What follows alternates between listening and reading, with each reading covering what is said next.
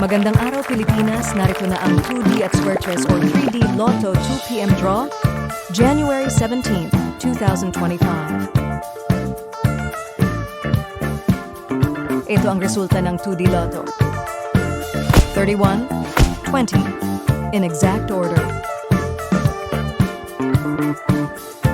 2D prizes para sa straight, 4,000 pesos para sa rumble, 2,000 pesos.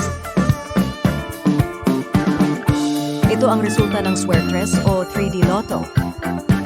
4, 4, 3. In exact order. 3D prizes para sa straight 4,500 pesos, para sa Rumble 3, 1,500 pesos, at sa Rumble 6, 750 pesos. Kung ikaw ang maswerteng mananalo sa 2D or 3D, may plano ka na ba kung paano gagamitin ang pera? Please share your ideas sa comment section para maging gabay at inspirasyon sa iba.